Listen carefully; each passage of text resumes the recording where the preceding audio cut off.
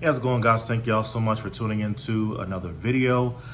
You saw the thumbnail and you saw the description to the video, so let's go ahead and get straight into it. But of course, before we start, go ahead and click that like button and also subscribe to this channel so that you're notified of whenever I post another video. So today we're going to be discussing setting up an appointment. Okay, now it's very important that whenever you're setting up an appointment, you have all of the necessary information up front. Okay, now when I'm talking about setting up an appointment, I'm not talking about preparing for that appointment. This is actually setting it up with them on the phone. Okay, you're on the phone with them and you're scheduling that appointment. It may seem super simple, but if you miss some of these steps, it could be chaos by the time you get there. Okay, so let's go ahead and start with number one. Number one, you want to make sure you have an exact time and date, okay? Now, what'll happen sometimes is you'll say, hey, I'll be at your house Monday morning. And they're like, okay, great, see you Monday morning. What does that mean? Is that this Monday coming up? Is that the following week Monday? Is that whatever? And it sounds basic, but you'll be surprised. I would tell someone, hey, I'll be there on Monday. Okay, great. And then I would show up on Monday. They're like, oh, that was this Monday? I thought you meant next week Monday. It's like, well, I called you on Tuesday of last week. I said I'll meet you on Monday. Why would you think that I meant the Monday after the next month? Like, why would you think that? But because I've already experienced that, that's why I'm letting you know that, hey, if you're letting somebody know, like, hey, I'll be at your home on Monday, August 1st at 9 a.m. All right, and when you say that, it's like, okay, yeah, Monday, August 1st, 9 a.m. Yeah, so that's this coming up Monday. So just you want to make sure that your schedule's free. And a lot of times they'll be like, oh, you know what? That Monday actually won't work for me. We could try that Tuesday. Okay, Tuesday at 9 o'clock. I have a doctor's appointment at 9. Let's go ahead and do 11:30. Okay, so Tuesday the 2nd at 11 a.m. Yes, that'll work. Okay, great. All right, so I'll go ahead and see you then. So when you're talking about the time, you want to make sure that you're very, very, very specific on that time and date. Don't just say, I'll see you on the 1st. Because you'll go to the house on the 1st and they'll say, oh, I thought the 1st was Thursday. I didn't know what the day was. Say the day of the week, the date, the number, and say the time, and say if it's AM or PM. If you don't say AM or PM, they'll say, oh, I thought you meant 9 p.m. because I work during the day.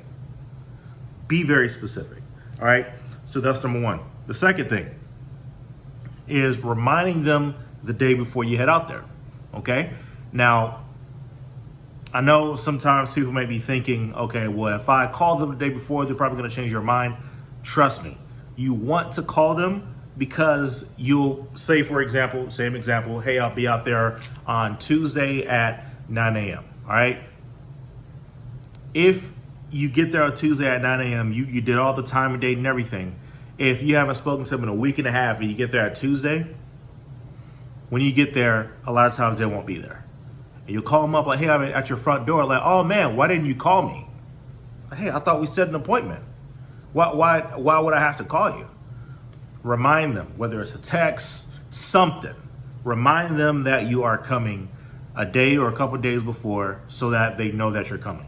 Now, when you are scheduling an appointment for the next day, you do not have to call them that morning saying, hey, just letting you know I'm on my way. Okay, you call them at 6 o'clock in the evening and you schedule an appointment for 9 a.m. You don't have to call them at 7 a.m. say, hey, just let you know I'm coming, unless they ask for it. If they ask for it, then fine. But you don't have to call them that morning saying, hey, I'm on my way to you right now, okay? All right, so make sure that you're reminding them before you go, unless it's that very next morning, or unless they ask you to. Number 3, ask if all the decision makers will be there. This is so crucial, okay? When you're asking them if all the decision makers are be there, by asking that question, you will then know who all needs to be involved in this decision-making process. The appointment could have gone perfectly. Everything could have gone super, super well, right? But because the wife isn't there, or because the husband isn't there, or because my son, he's the one who takes care of everything, my daughter is the one who takes care of everything, so I'll speak to her. What you have to understand is that in most cases, if you don't at least have some form of contact with the decision maker, that decision maker is going to say no. Or they're going to ask a lot of questions like, wait, hold on. So you mean to tell me this whole house, you're going to sell it at a discount? No. You need to get as much money as possible for it. He's like, yeah, but he said he can do it fast. So what? If we lose the house, we lose. We might as well lose the house than to sell for a discount, because what's the point?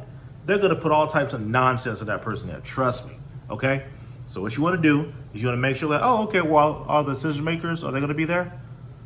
Yeah, well, you know what? I can have my wife be there as well. Okay, perfect. Or she's going to be at work. Okay, well, do you mind if I maybe speak to her while we're on the phone, or while I'm at the appointment? Can I give her a call or something like that while I'm there? Just so I can make sure I'm answering any questions that she might have. The reason why this is so important, again, by the time you ever play that game telephone, right? You told one person and that person has to tell somebody else, and that person tells somebody else. By the time it gets to that other person, it's like, hey, yeah, I have a house and he said he was going to pay me something, but something about closing costs. I think I got to pay that, but he was saying that I have to do it fast. So I don't know.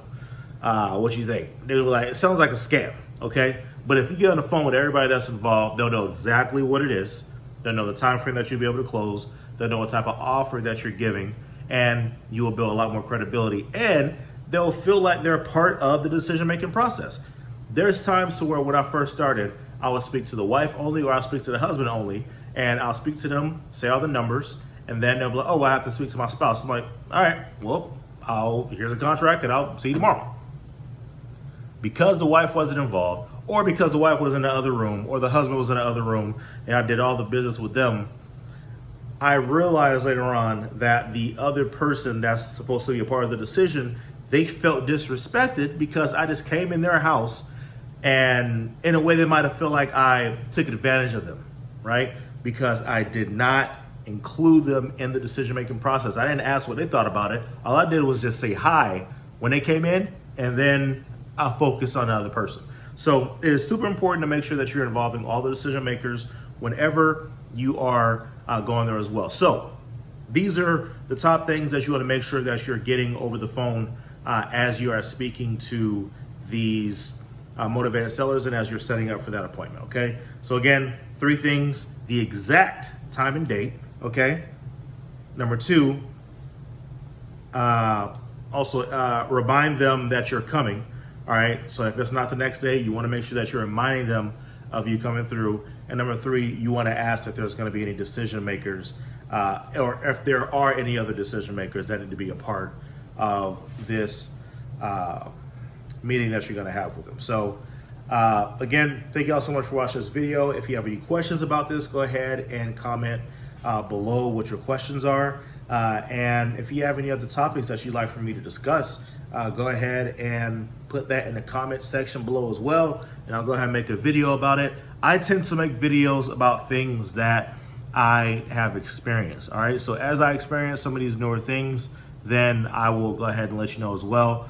But as you suggest things, if I haven't done it, I'm not gonna just give you something that I just Googled, right? I wanna give you guys information that I've actually gone through, I've experienced, and I've made adjustments, and I figured out better ways to do it. So that's what this channel is all about. It's about giving y'all real information that you can then apply to your everyday life. So thank y'all so much for watching another video. Go ahead and like this video if it has provided you guys with any value, and also subscribe so that you're notified of whenever I post another video. A video. Thank y'all so much. Y'all have a good day.